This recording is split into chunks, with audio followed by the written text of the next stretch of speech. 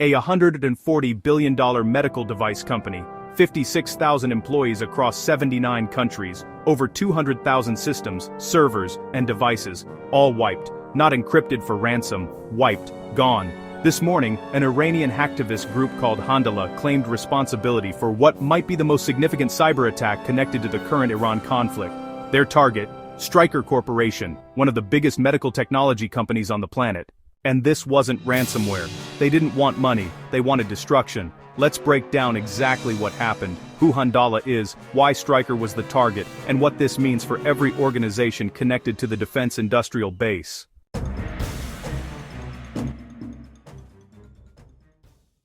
Here's what we know so far. Early this morning, reports say around 3:30 a.m. Eastern, Stryker's global network went dark. Employees in the US, Australia, India, Ireland, and other locations started posting on Reddit that they couldn't log into anything. Company laptops, phones, servers, all down.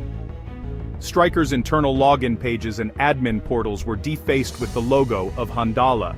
The company confirmed in an internal message to employees that they were experiencing, and I'm quoting their own language here, a severe global disruption impacting all Stryker laptops and systems. Now here's where it gets really ugly. This wasn't just a network intrusion. According to multiple Reddit posts from employees, and reporting from Kim Zetter at Zero Day, and other outlets, the attackers pushed out an operating system reset to machines connected to the network. They wiped servers clean. They got into the mobile device management platform, which means they had admin-level access to the MDM, and they remotely wiped employee phones. Not just company phones, personal phones that were enrolled in the company's MDM with work profiles. One employee posted that they lost all personal data from their personal devices. Their two-factor authentication was on those phones, so now they're locked out of everything. Multiple accounts, gone.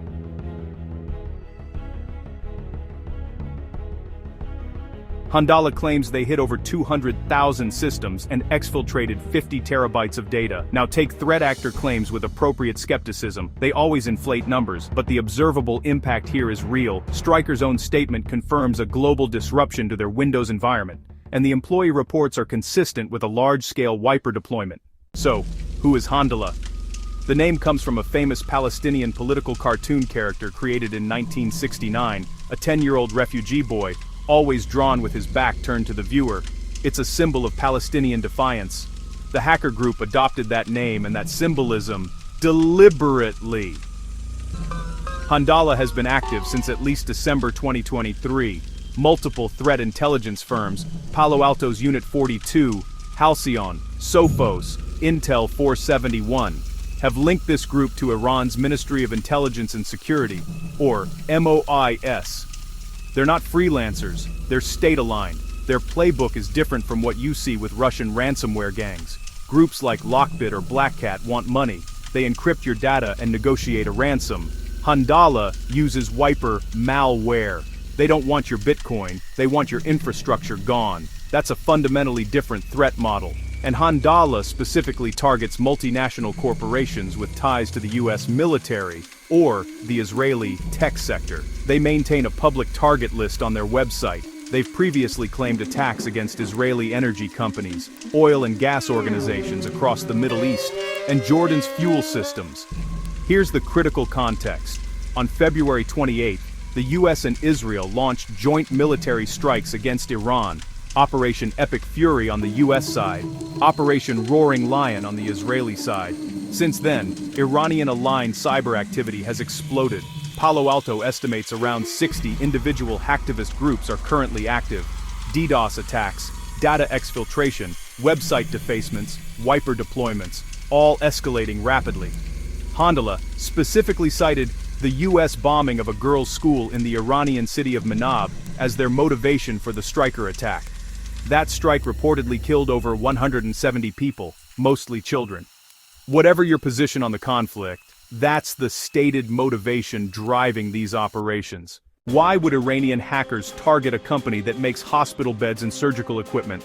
Two reasons. First, Stryker holds significant Department of Defense contracts. In 2020, they signed a $225 million deal with the Defense Logistics Agency to supply medical and patient monitoring equipment to the U.S. military. Last year, that contract was extended to $450 million. Stryker equipment is being used to treat wounded personnel in active military operations. Second, in 2019, Stryker acquired Orthospace, an Israeli medical technology company. To groups like Handala, any corporate connection to Israel's tech sector makes you a legitimate target. And there's an ironic element here. Stryker, the company, shares its name with the Stryker armored combat vehicle used by the U.S. Army. The company has nothing to do with the vehicle, but the optics probably didn't help. Handala also claimed a simultaneous attack against Verifone, the payment processing company. Verifone has a major presence in Israel and handles billions of transactions globally. Verifone has denied any breach or service disruption, so that claim is unconfirmed. But the pattern is clear. They're going after U.S. companies with Israeli ties. Let's zoom out for a second because wiper attacks are not new, and Iran has a long history with them. 2012, the Shamoon attack. Iran-linked actors wiped over 30,000 systems at Saudi Aramco. That was one of the most destructive cyber attacks in history at the time. It replaced the data on every machine with an image of a burning American flag. Russia has deployed wipers extensively against Ukraine since the 2022 invasion, and continuing through today. Earlier this year, Russian hackers used a wiper in an attack targeting Poland's energy grid infrastructure. North Korea used a wiper in the 2014 Sony hack. Wipers are a nation-state weapon. They're not about profit, they're about punishment. They're about sending a message. And in the current geopolitical environment, with active kinetic operations against Iran, we should expect to see more of them. The IRGC has publicly warned that U.S. companies with links to Israel and companies whose technology supports military operations are now targets. They specifically named Google, Microsoft, Amazon, Palantir, IBM, Nvidia, and Oracle. They called out cloud infrastructure in the Middle East as a target. AWS data centers in the UAE and Bahrain have already been hit with kinetic strikes. This is not theoretical, this is happening now. So, what do you take away from this if you're a security practitioner or a business owner? Number 1, MDM is a critical attack surface. The fact that Handala compromised Stryker's MDM platform and used it to wipe employee devices, including personal devices with work profiles, is a huge deal. Your MDM admin accounts need the same level of protection as your domain admin accounts. Phishing-resistant MFA, privileged access workstations, conditional access policies. If someone compromises your MDM, they own every device enrolled in it. Number 2, BYOD is a liability in a wiper scenario.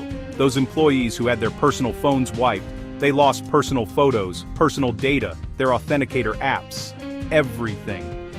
If your organization allows personal devices to enroll in MDM, your employees need to understand the risk, and you need to have a conversation about whether that risk is acceptable. Number 3, business continuity planning needs to account for total wipe scenarios. Ransomware gets all the headlines, but at least with ransomware, there's a possibility of recovery, either from backups or, worst case, paying the ransom. With a wiper, the data is gone. Your BCP and your DR plans need to account for a scenario where every system is zeroed out simultaneously. That means offline backups. That means tested, validated, air-gapped backups, not we think we have backups somewhere.